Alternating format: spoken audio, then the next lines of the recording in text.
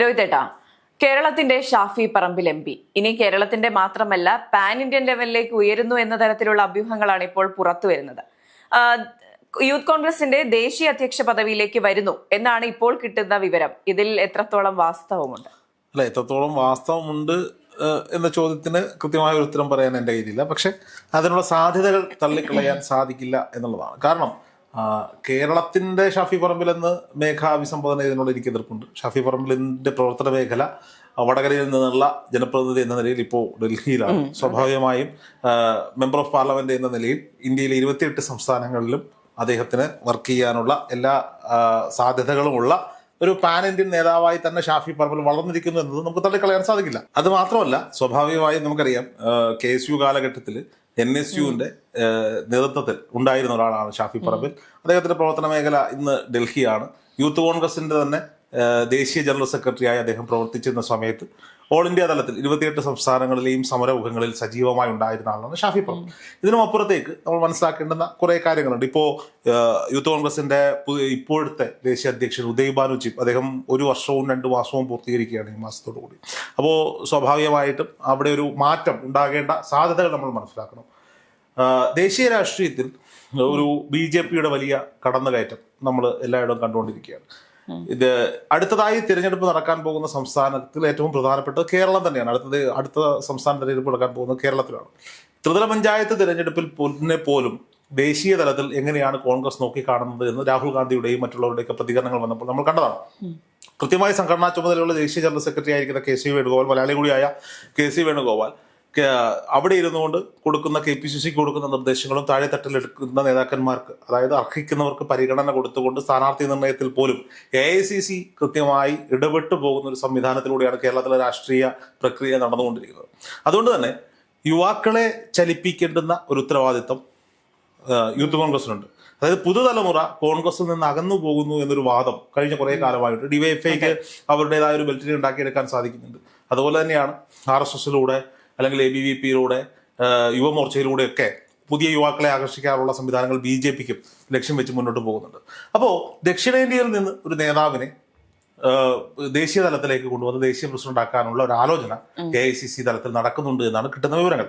അങ്ങനെയാണെങ്കിൽ അത് ആര് എന്ന ചോദ്യത്തിന് ഒരൊറ്റ ഉത്തരവേ ഇന്ന് നിലവിലുള്ളൂ, അത് ഷാഫി പറമ്പിലാണ്. അതിന്റെ കാരണം അദ്ദേഹത്തിന്റെ പ്രവർത്തന മേഖലയാണ്. പാലക്കാടുകാരനല്ലാതിരുന്ന ഷാഫി പാലക്കാട് തെരഞ്ഞെടുപ്പിൽ മത്സരിക്കുന്നു. പിന്നീട് പാലക്കാടുകാരനായി മാറുന്ന ഒരു കാഴ്ച നമ്മൾ കണ്ടു. യൂത്ത് കോൺഗ്രസിന്റെ സംസ്ഥാന അധ്യക്ഷനായിരിക്കുമ്പോൾ കയ്യിൽ കിട്ടിയ MLA സ്ഥാനം കൂടി ഉപയോഗിച്ചിട്ട് കേരളത്തിലെ മുഴുവൻ യുവാക്കൾക്കിടയിൽ ഒരു തരംഗമായി മാറി ഒരു വലിയ ക്രൗഡ് പുള്ളറായി മാറുന്ന ഒരു അവസ്ഥയിലേക്ക് ഷാഫി പറമ്പിലെത്തി. ഷാഫി പറമ്പിലിന്റെ സമരമുഖങ്ങളിലൊക്കെ, ഷാഫി പറമ്പിൽ നയിക്കുന്ന സമരങ്ങൾക്കൊക്കെ ചെറുപ്പക്കാർക്ക് പോകാൻ ധൈര്യം കൂടുതലാണ്. കാരണം ഷാഫിക്കൊരടിയേറ്റാലേ ബാക്കിൽ നിൽക്കുന്നവർക്ക് അടിയേൽക്കുള്ളൂ എന്നൊരു രീതിയിലേക്ക് സമരമുഖങ്ങളെ മാറ്റിയെടുക്കാൻ ഷാഫിക്ക് സാധിച്ചു. അനാവശ്യമായ സമരങ്ങളില്ല, ആവശ്യങ്ങൾക്ക് മാത്രമാണ് അദ്ദേഹത്തിന്റെ സമരങ്ങളൊക്കെ ഉണ്ടായിരുന്നത് എന്നുള്ളതാണ്. അതിനുമപ്പുറത്തേക്ക് യൂത്ത് കോൺഗ്രസിന്റെ മാർച്ചുകളെ, സമരങ്ങളെയൊക്കെ എപ്പോഴും മാധ്യമങ്ങളും വിമർശകരും ഒക്കെ ട്രോളിക്കൊണ്ടിരുന്നത് അടി വരുമ്പോൾ ഓടുന്ന നേതാക്കന്മാർ മാത്രമുള്ള പാർട്ടിയാണ് കോൺഗ്രസ് എന്ന തലത്തിൽ. നമ്മൾ സത്യനാന്തിക്കാടിന്റെ ലോക് ഫാസിൽ അഭിനയിച്ച സിനിമയൊക്കെ നമ്മുടെ മുന്നിൽ നിൽപ്പുണ്ട്. പക്ഷേ അതിനുമപ്പുറത്തേക്ക് നമ്മളുടെ മനസ്സിലേക്ക് ഷാഫി പറമ്പിൽ എന്ന് പറയുമ്പോൾ ഓടി വരുന്നത് പോലീസുകാർ വളഞ്ഞിട്ട് തല്ലുന്ന പ്രവർത്തകരെ രക്ഷിക്കാൻ വേണ്ടി ബാരിക്കേഡുകൾ ചാടിക്കടന്ന് ഓടി വന്ന് പോലീസുകാരോട് തട്ടിക്കയറി പിടിച്ചു മാറ്റുന്ന ഒരു ഷാഫി പറമ്പിലിന്റെ ചിത്രം എപ്പോഴും എല്ലാവരുടെയും മനസ്സിലുള്ളത് ദേശീയ തലത്തിൽ വരെ ചർച്ചയാകുന്ന ദൃശ്യങ്ങളാണ്. അതേ രീതിയിലുള്ള ഇടപെടലുകളാണ്. MP ആയി പാർലമെന്റിലേക്ക് പോകുന്നത്, അതായത് പാലക്കാട്ടെ സെലിബ്രിറ്റി MLA ആയിരിക്കുമ്പോൾ കേരളത്തിൽ അടുത്തൊരു നിയമസഭാ തെരഞ്ഞെടുപ്പിൽ MLA ആയി തുടർന്നാൽ മന്ത്രിസ്ഥാനത്തേക്ക് പരിഗണിക്കപ്പെടുന്ന ഒരാൾ പാർട്ടി നിർദ്ദേശപ്രകാരം ഒരു ഉത്തരവാദിത്തം ഏറ്റെടുത്ത് വടകരയിൽ മത്സരിച്ച് വലിയ ഭൂരിപക്ഷത്തിൽ 1.25 ലക്ഷത്തിൽ പര വോട്ടിന്റെ ഭൂരിപക്ഷത്തിൽ പാർലമെന്റിലേക്ക് എത്തിയതിനു ശേഷം അദ്ദേഹത്തിന്റെ പ്രസംഗങ്ങൾ വളരെ വൈറലായ ഒന്നാണ്. പാർലമെന്റിൽ സാധാരണക്കാർ, പ്രത്യേകിച്ച് വടകര എന്ന് പറയുമ്പോൾ അദ്ദേഹത്തിന്റെ ആദ്യ പ്രസംഗം തന്നെ നമ്മൾ ഓർക്കണം. വടകര എന്ന് പറയുന്നത് ഒരുപാട് പ്രവാസികളായ മലയാളികൾ തങ്ങിപ്പാർക്കുന്ന ഒരു സ്ഥലമാണ്. അവിടെ അവരുടെ എയർ ടിക്കറ്റിംഗ് ചാർജുമായി ബന്ധപ്പെട്ട് നടത്തിയ പ്രസംഗം ദേശീയ തലത്തിൽ വളരെ വൈറലായതാണ്. അത് വടകരയ്ക്ക് വേണ്ടി സംസാരിച്ചെങ്കിലും അത് ദേശീയ തലത്തിലുള്ള ഇന്ത്യയുടെ വിവിധ ഭാഗങ്ങളിൽ നിന്ന് വിദേശ രാജ്യങ്ങളിൽ പോയി ജോലി ചെയ്യുന്ന പാവപ്പെട്ടവർക്ക് വേണ്ടിയിട്ടുള്ള ഒരു പ്രസംഗമായിരുന്നു. അനായാസമായി ഹിന്ദിയും ഇംഗ്ലീഷും അടക്കമുള്ള ഭാഷകൾ കൈകാര്യം ചെയ്യാനുള്ള അദ്ദേഹത്തിന്റെ പ്രാവീണ്യം, പ്രസംഗങ്ങളിലൂടെ ജനങ്ങളെ കയ്യിലെടുക്കാനുള്ള പ്രാവീണ്യം, യുവാക്കൾക്ക് മോട്ടിവേഷനായി യുവാക്കൾക്കൊപ്പം നിൽക്കാനുള്ള, ഇതെല്ലാം പരിഗണിക്കപ്പെടുമ്പോൾ അതിനുമപ്പുറത്തേക്ക് നിയമസഭാ തെരഞ്ഞെടുപ്പ് വരാൻ പോകുന്നു. കേരളത്തിൽ ഭരണം പിടിക്കുക എന്നത് കോൺഗ്രസിന്റെ പ്രസ്റ്റീജിയസ് ഇഷ്യൂ ആണ്. പ്രത്യേകിച്ച് രാഹുൽ ഗാന്ധിയുടെ ശക്തിയായി എപ്പോഴും കൂടെ നിൽക്കുന്ന KC വേണുഗോപാലിനെയും സംബന്ധിച്ചിടത്തോളം കേരളത്തിലെ അധികാരം പിടിക്കണം, അത് ഏതറ്റം വരെ പോയാലും പിടിക്കണം എന്ന ചിന്തയിൽ തന്നെയാണ് അവർ പോയിക്കൊണ്ടിരിക്കുന്നത്. ഇത് കേരളം കൂടി കൈവിട്ട് പോയാൽ അവർക്കുണ്ടാകുന്ന നഷ്ടം വളരെ വലുതാണ്. ഇത് കർണാടകയിലും ഒരു തെലങ്കാനയിലും ഒക്കെ മാത്രമായി തെന്നിന്ത്യയിൽ ഒതുങ്ങേണ്ട ഒരു സാഹചര്യത്തിലേക്ക് പോകേണ്ട ഒരു സാധനമാണ്. ഇന്ത്യ മുന്നണി എന്നൊക്കെ പറഞ്ഞാൽ പോലും തമിഴ്നാടൊന്നും കോൺഗ്രസിന്റെ കൈകളിലല്ല. അപ്പൊ സ്വാഭാവികമായിട്ട് ഇവിടെ എന്തൊക്കെ ഇൻഫ്ലുവൻസ് ചുമത്താൻ പറ്റും അതെല്ലാം ചുമത്തി മുന്നോട്ട് കൊണ്ടുപോവുക എന്നുള്ളതാണ്.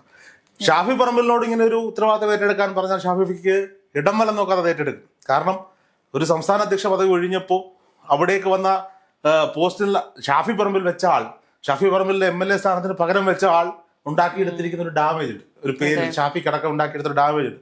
ആ ഡാമേജിൽ നിന്ന് ഓവർകം ചെയ്യണമെങ്കിൽ ഇനിയും പുതിയ അവസരങ്ങളിൽ കൃത്യമായി പ്രവർത്തനങ്ങളുമായി മുന്നോട്ട് പോയേ പറ്റുള്ളൂ എന്ന ഉത്തമ ബോധ്യം ഷാഫിക്കുമുണ്ട്. പക്ഷെ ഒരു ഘട്ടത്തിൽ ഇപ്പോൾ ഈ പുതുമുഖങ്ങൾക്കല്ല യുവാക്കൾക്ക് അവസരം കൊടുക്കണം എന്നൊരു രീതി ഇപ്പോൾ തദ്ദേശ തെരഞ്ഞെടുപ്പിന് മുൻപാണെങ്കിലും KC അടക്കമുള്ള നേതാക്കൾ മുന്നോട്ട് വെച്ചിരുന്നു. അപ്പോൾ ആ സമയത്ത് വന്നൊരു വാദമാണ്, ഇനി നിയമസഭാ തെരഞ്ഞെടുപ്പിൽ കോൺഗ്രസ് അധികാരത്തിൽ വന്നാൽ ചിലപ്പോൾ മുഖ്യമന്ത്രിയാകാനും സാധ്യതയുണ്ട് എന്നൊരു സാധനം എന്ന ഒരു തിയറി ഇങ്ങനെ പരക്കെ കറങ്ങി നടക്കുന്നുണ്ടായിരുന്നു. അതിന്റെ സാധ്യത അപ്പോൾ അവസാനിക്കുകയാണോ?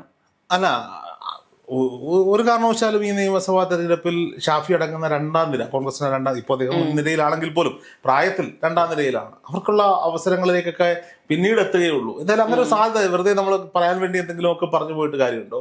ഇവിടെ മുഖ്യമന്ത്രി സ്ഥാനത്തിന് അർഹനായി 3-4 പേർ മുന്നിൽ നിൽക്കുകയാണ്. ആ നാലാമത്തെ ആൾ എപ്പോഴാണ് BJP ടിക്കറ്റിൽ തിരുവനന്തപുരത്ത് മത്സരിക്കുന്നത് എന്നുള്ള സംശയം മാത്രമേ ഇനി ബാക്കിയുള്ളൂ. 3 പേർ ജനങ്ങൾ അംഗീകരിക്കുന്ന 3 പേർ നിലവിൽ ആളുകൾക്ക് മുന്നിലുണ്ട്. അതിൽ എന്ത് ട്വിസ്റ്റാണ് ഉണ്ടാകാൻ പോകുന്നത് മാത്രമേ ഉള്ളൂ. മുഖ്യമന്ത്രി സ്ഥാനാർത്ഥിത്വത്തെ പറ്റിയുള്ള ചർച്ചകളൊന്നുമില്ല. കഴിഞ്ഞ ദിവസം VD സതീശനും ഈ പറയപ്പെടുന്ന KC വേണുഗോപാൽ അടക്കമുള്ളവർ പറഞ്ഞ കാര്യങ്ങൾ നമുക്ക് മുന്നിൽ നിൽക്കുകയാണ്. ഇപ്പോൾ ജയിച്ചു, ഈ സന്തോഷത്തിൽ മതിമറന്നു പോയാൽ അടുത്ത തവണ വലിയ പരാജയം സംഭവിക്കും. പ്രവർത്തിക്കുകയാണ്. ഇടതുപാളയങ്ങളെല്ലാം പറയുന്നത് അങ്ങനെയാണ്. നിങ്ങൾ ഇപ്പോൾ ജയിച്ചു, ഇനി തുടങ്ങുന്നു കൂട്ടത്തല്ല്, അതോടെ നിങ്ങൾ തോൽക്കുമെന്നുള്ളത്. കൂട്ടത്തല്ലല്ല, നമ്മൾ അവിടെ തെറ്റി. നിങ്ങൾക്ക് റിസൾട്ട് വന്നതിന്റെ പിറ്റേ ദിവസം UDF തുടങ്ങി വെച്ച ചർച്ച എന്താ? മുസ്ലിം ലീഗായാലും കോൺഗ്രസ് തുടങ്ങിയ ചർച്ച മുന്നണി വിപുലീകരണത്തെ പറ്റിയാണ്. അപ്പൊ അധികാരത്തിലെത്താൻ സാധ്യതയുണ്ടെങ്കിൽ 100% അവർക്ക് ഉറപ്പുണ്ടെങ്കിൽ ഇവരുടെ ഒന്നും സഹായമില്ല. ഇപ്പൊ നമുക്ക് കെ എം മാണിയുടെ പാർട്ടിയെ, ജോസ് കെ മാണിയുടെ പാർട്ടിയെ കേരള കൂടെ കൂട്ടണം എന്ന് പറയുമ്പോൾ കേരള ഈ തദ്ദേശ സ്വയംഭരണ സ്ഥാപനങ്ങളിലൊക്കെ തെരഞ്ഞെടുപ്പിൽ തകർന്നടിഞ്ഞു പോയൊരു പാർട്ടിയാണ്. ആ പാർട്ടിയെ കൂടെ കൂട്ടണമെന്ന് ഇവർ പറയുമ്പോൾ അവരുടെ മനസ്സിൽ എന്താ, ഇവർ കൂടി ഉണ്ടെങ്കിൽ സീറ്റുകൾ വിഭജിക്കപ്പെടണം, പല സീറ്റുകളും അവർക്ക് കൊടുക്കേണ്ടി വരും, മന്ത്രിസ്ഥാനത്തിന് വേണ്ടി അടിപൊളി ഉണ്ടാകേണ്ടി വരും. പക്ഷെ നിയമസഭയിലേക്ക് 100% ജയിച്ചു കയറാനെന്നുള്ള ഓവർ കോൺഫിഡൻസ് ആർക്കില്ല? കോൺഗ്രസിനില്ല, UDFിനില്ല. അവർക്ക് ഇടതുപക്ഷത്തിന്റെ ചടുലത നീക്കങ്ങളെ കുറിച്ച് കൃത്യമായ ബോധ്യമുണ്ട്. അതുകൊണ്ട് തന്നെയാണ് മുന്നണി വിപുലീകരണം എന്ന് പറയുന്ന പ്രക്രിയയെക്കുറിച്ച് അവർ സംസാരിച്ചു തുടങ്ങിയിരിക്കുന്നത്. വളരെ കരുതലോടുകൂടിയാണ് ഈ പറയപ്പെടുന്ന UDF ഐക്യജനാധിപത്യ മുന്നണി മുന്നോട്ട് നീങ്ങിക്കൊണ്ടിരിക്കുന്നത്. ദേശീയ തലത്തിൽ യൂത്ത് കോൺഗ്രസ് പോലെ ഒരു സംഘടനയുടെ ദേശീയ അധ്യക്ഷനായി ഷാഫി പറമ്പിൽ വന്നാൽ, നമുക്കറിയാം ഈ യൂത്ത് കോൺഗ്രസ് ഒക്കെ ഒരു സമയത്ത് വളരെ തമാശയായി പോയൊരു സംഘടനയാണ്.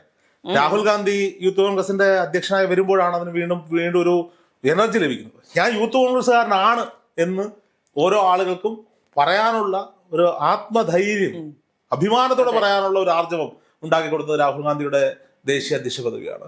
ആ പദവിയിലേക്ക് പിന്നീട് വന്ന ഇപ്പോൾ കഴിഞ്ഞ തവണ വന്ന ശ്രീനിവാസ് ആയാലും ചിപ്പായാലും ഇവരൊന്നും ആ തലത്തിലേക്ക് ദക്ഷിണേന്ത്യയിൽ വലിയ ചലനങ്ങളൊന്നും ഉണ്ടാക്കാൻ സാധിച്ചില്ല. പക്ഷെ ഷാഫി പറമ്പിൽ അത് സാധിക്കുമെന്ന ഉത്തമ ബോധ്യം കേന്ദ്ര നേതൃത്വത്തിനുണ്ട്. അതുകൊണ്ട് തന്നെയാണ് ഒരു പക്ഷേ ഷാഫി പറമ്പിൽ യൂത്ത് കോൺഗ്രസിന്റെ ദേശീയ അധ്യക്ഷനായി വന്നേക്കാം എന്നൊരു വാർത്ത ഇപ്പോൾ അലയടിച്ചുകൊണ്ടിരിക്കുന്നത്.